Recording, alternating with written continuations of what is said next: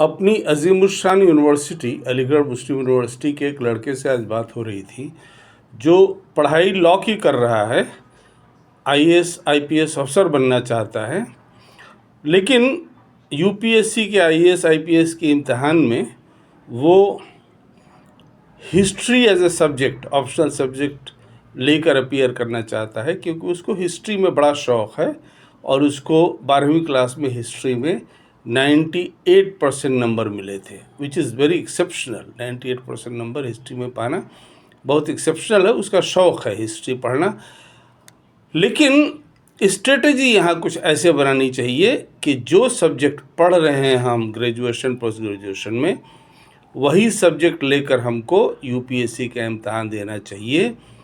बाकी जो सब्जेक्ट्स जिनमें हमको इंटरेस्ट हो, जैसे इस लड़के को हिस्ट्री में इंटरेस्ट है, बहुतों को मान लीजिए शायरी में हो, उर्दू लिटरेचर में हो, वगैरह वगैरह, सबका अपना अपना अलग इंटरेस्ट हो सकता है। लेकिन जिस सब्जेक्ट की हम पढ़ाई कर रहे हैं ग्रेजुएशन पोस्ट ग्रेजुएशन में, उसको as an optional subject UPSC में लेकर तैयारी करने में बहुत आसानी होती है।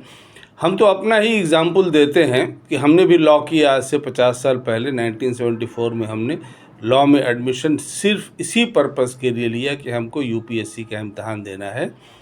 और चूँकि हमारी उम्र लॉ के फाइनल ईयर में आने पर आते आते सिर्फ 20 साल की होती, जो आईपीएस के लिए मिनिमम उस ज़माने में एज था। अब तो खैर 1984 से वो सबके लिए मिनिमम एज तमाम सर्विसेज के लिए यूपीएससी के सिविल सर्विस एग्जामिनेशन में सबके लिए 21 साल हो गई है मिनिमम। लेकिन उस ज़माने में आज़ादी से लेकर उस ज़माने तक यूपीएससी के इम्तहान में सिर्फ आईपीएस के लिए उम्र 20 साल होती थी। तो चूँकि हमारी उम्र फाइनल ईयर में 20 साल की थी, इसलिए हमने सिर्फ आईपीएस का इम्तहान दिया और पहले अटेम्प्ट में 20 साल की उम्र में आईपीएस अफसर बन गए।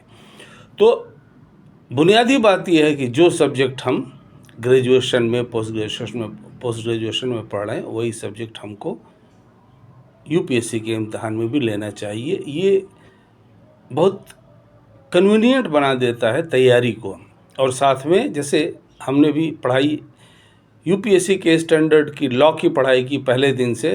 1974 में जब हमने एडमिशन लिया लॉ में LLB honours from Aligarh Muslim university, तो उस समय पहले दिन से चूँकि हमको यूपीएससी के इम्तहान में अपीयर करने का ख्याल था और वही हमारी मंजिल थी, तो इसलिए हमने पहले दिन से पढ़ाई ऐसी की। और तुम सब के लिए, स्टूडेंट्स के लिए यही रास्ता है, ऐसे पढ़ाई की जैसे कि हम अलीगढ़ मुस्लिम यूनिवर्सिटी के लॉ डिपार्टमेंट की पढ़ाई नहीं कर रहे हैं, बल्कि हम यूपीएससी की पढ़ाई कर रहे हैं। तो नतीजा ये हुआ कि पहली कोशिश में हमारा सिलेक्शन हो गया और यहाँ पर यूनिवर्सिटी में भी हम लॉ फैकल्टी में यूनिवर्सिटी गोल्ड मेडल पाए। बिकॉज तैयारी यूपीएससी की लेवल की थी, तो नेचुरली बहुत अच्छी तैयारी थी। तो तुम सब के लिए जो यूपीएससी का इम्तहान देना चाहते हैं, यही बेस्ट रास्ता है। जो सब्जेक्ट तुम ग्रेजुएशन पोस्ट ग्रेजुएशन में पढ़ रहे हो, उसके सिवा दूसरा सब्जेक्ट लेने का सोचो मत। जैसे एक लड़का इंजीनियरिंग कर रहा है, सिविल इंजीनियरिंग में है, उससे साल भर पहले हमको बोला था कि वो यूपीएससी में उर्दू एज ए सब्जेक्ट लेगा। मैंने उसको मना किया, मैंने कहा सोचना भी नहीं, उर्दू एज ए सब्जेक्ट लेगा जो तुमने 10वीं क्लास तक पढ़ा है, और वहाँ तुम्हारे उर्दू के MA PhD लड़कों से मुकाबला होगा, तो तुम कहाँ रहोगे।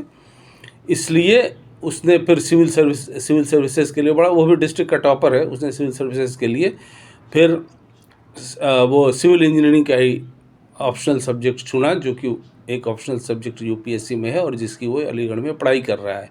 तो तुम सब स्टूडेंट्स के लिए यही नेक ख्वाहिश और यही रास्ता हम लोगों की तरफ से दिखाया हुआ है कि जो सब्जेक्ट ग्रेजुएशन पोस्ट ग्रेजुएशन में पढ़ रहे हो, उसी सब्जेक्ट में तुम यूपीएससी की तैयारी करो। अभी जो पढ़ाई कर रहे हो वैसे पढ़ाई करो जैसे तुम यूपीएससी की पढ़ाई कर रहे हो, और देखो इंशाल्लाह कि तुम नंबर 1 की यूनिवर्सिटी में भी अपने क्लास में टॉप करोगे, गोल्ड मेडल हासिल करोगे, और नंबर 2 के यूपीएससी में पहली ही कोशिश में तुम्हारा सिलेक्शन हो जाएगा इंशाल्लाह।